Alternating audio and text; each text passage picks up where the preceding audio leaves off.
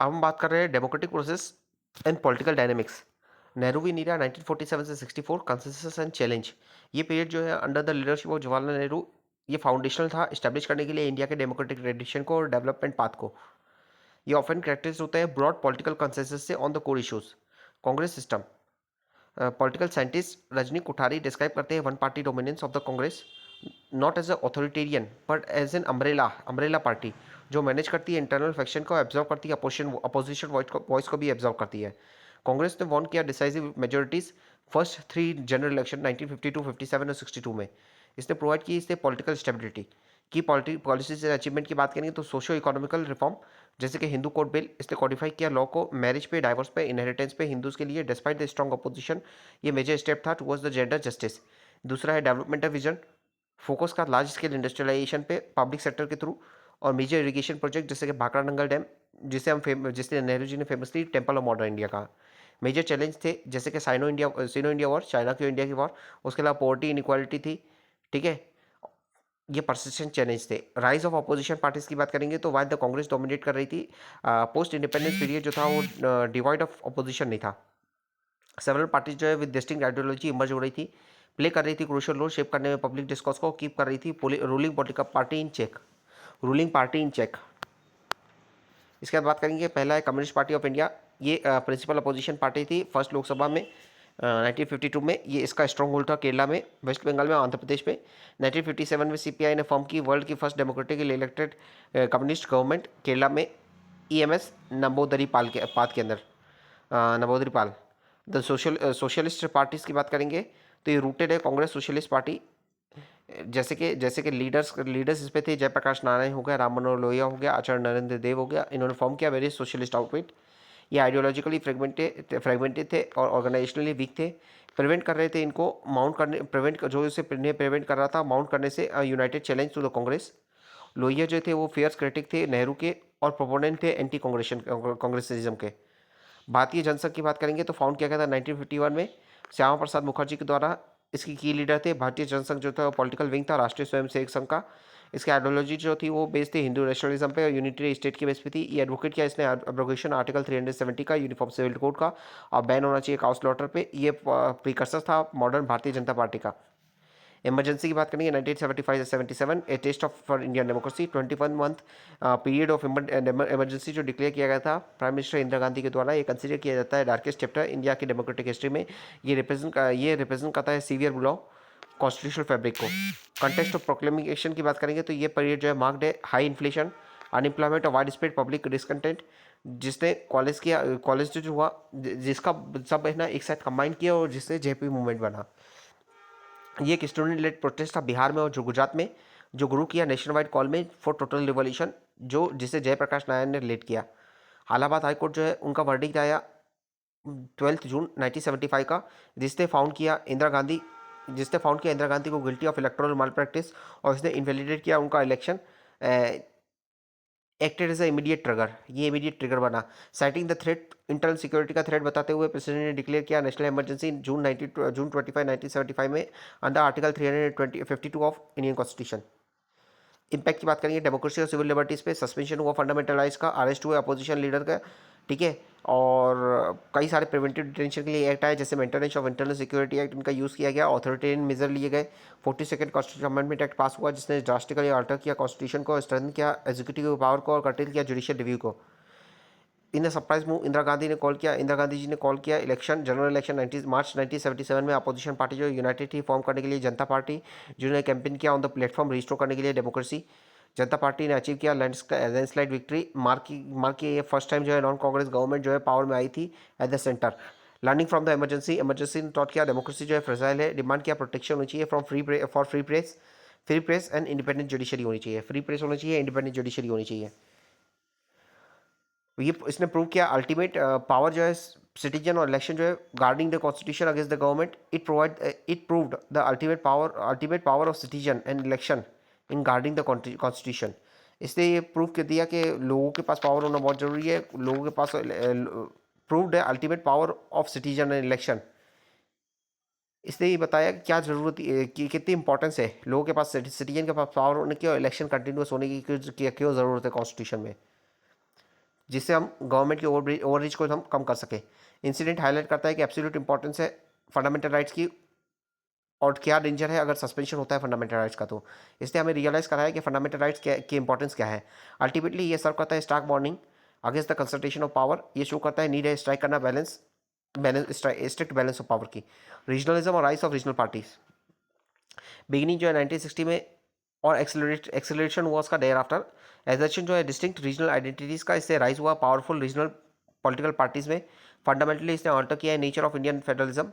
Driver of nationalism की बात करेंगे तो लिंग्विस्टिक आइडेंटिटी, जैसे कि देखा जाता है लिंग्विस्टिक रीऑर्गेनाइजेशन हुआ है, लैंग्वेज जो है प्राइमरी ड्रिवर था। Economic disparity one of the cause था। निगलेक्ट और अनइवन डेवलपमेंट जो था वो भी राइज ऑफ रीजनलिज्म था। कल्चर यूनिकनेस असर्शन है डिस्टिंक्ट कल्चर और एथनिक आइडेंटिटीज़ का, स्पेशली नॉर्थ ईस्ट में और साउथ में। की रीजनल पार्टीज ऑफ मूवमेंट की बात करेंगे तो डीएमके है तमिलनाडु में 1967 में बना। इसके अलावा शिरोमणि अकाली दल है, ये बना आनंदपुर साहिब रिजोल्यूशन। शिरोमणि ये पंजाबी स्पीकिंग पीपल के लिए, पंजाबी स्पीकिंग पीपल के लिए इन्होंने डिमांड की पंजाबी स्टेट की। ठीक है, ये पार्टी रिप्रेजेंट करती है एस्पिरेशन सिख कम्युनिटी का। आनंदपुर साहिब रिजोल्यूशन आया 1973 में, इसने ग्रेटर ऑटोनॉमी की बात की जो कंटेंशियस इशू बना और जिससे टर्बुलेंट सिचुएशन आई पंजाब में 1980 में। तेलुगु देशम पार्टी टीडीपी आंध्र प्रदेश में। NT. Rama Rao formed on the platform of Telugu pride. TDP ने स्वेप्ट किया to power in 1983 breaking the Congress monopoly in the state. Impact क्या था इन द पॉलिटिक्स में, राइज हुआ रीजनल पार्टी का, इसने वीकेंड किया डोमिनेंस ऑफ नेशनल पार्टीज और इससे एरा ऑफ कॉलिशन गवर्नमेंट आया। सेंटर पे स्टार्ट हुआ 1989 में। इससे है ना फेडरल सिस्टम जो है मोर कंसल्टेटिव और बार्गेनिंग ओरिएंटेड बन गया, कंसल्टेटिव और बार्गेनिंग ओरिएंटेड बन गया। अब दलित पॉलिटिक्स की बात करेंगे from social movement to political power. Struggle जो है दलित इमेंसिपेशन के लिए स्ट्रगल जो है वो डिफाइनिंग फीचर है मॉडर्न इंडिया का। ये रूटेड है फाइट करना अगेंस्ट ऑप्रेसिव कास्ट सिस्टम। दलित पॉलिटिक्स जो है वो world view from social reform movement into a formidable political force जिसने रिशेप किया है कंट्री की इलेक्टोरल लैंडस्केप को। अम्बेडकर राइट की लीगेसी की बात करेंगे और अर्ली ईयर की बात करेंगे। Foundation of modern Dalit politics जो है वो लेड की गई थी बाय डॉक्टर अम्बेडकर। ये फर्स्ट थे आर्ग्यू करने के लिए कि सोशल एमेंसिपेशन जो है वो इनकम्प्लीट है without capturing the political power. Ambedkar के विजन की बात करेंगे तो इन्होंने चैंपियन किया मंत्र एडुकेट करना, एजिटेट एंड ऑर्गेनाइज। इन्होंने सिक्योर किया पॉलिटिकल रिजर्वेशन शेड्यूल कास्ट के लिए कॉन्स्टिट्यूशन में और क्रिएट किया pathway for their representation. Republican party of India after Ambedkar death इनके फॉलोअर ने कंसोलिडेट किया अंदर republic party of India. While it had a pocket of influence specially Maharashtra में, ये रिमेन फ्रेगमेंटेड रही और को मेजर नेशनल प्लेयर की तरह इमर्ज नहीं हो सकी। रेडिकल अवेकनिंग की बात करेंगे तो दलित पैंथर मेजर शिफ्ट जो हुआ ऑकर्ड हुआ 1970 में विद द इमर्जेंस हुआ मोर असर्टिव और रेडिकल दलित कॉन्शियसनेस का। फॉर्मेशन ऑफ आइडियोलॉजी की बात करेंगे 1972 में, या ग्रुप ऑफ यंग एजुकेटेड दलित जो थे महाराष्ट्र के उन्होंने फॉर्म किया दलित पैंथर। ये इंस्पायर्ड थी ब्लैक पैंथर पार्टी से यूएस में जो है। इन्होंने रिजेक्ट किया pleading politics of the older generation. इनका फोकस था सेल्फ रिस्पेक्ट पे, इनका फोकस था फाइट करना है डिग्निटी के लिए और सेल्फ रिस्पेक्ट के लिए अगेंस्ट द डेली एट्रोसिटी जो हो रही है और डिस्क्रिमिनेशन हो रहा है उसके अगेंस्ट फाइट करना है। इन्होंने यूज़ किया powerful speeches poem literature spread करने के लिए अपने मैसेज ऑफ डिफाइंस को। दलित पैंथर जो थे मार्क थे क्रुशियल साइकोलॉजिकल ब्रेक था from the politics of dependency. Capture करना है power कंशीराम and Bahujan Samaj party.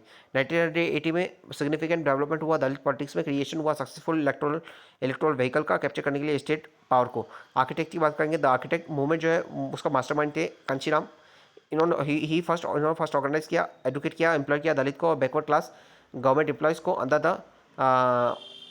All India backward and minority community employ federation from social to political.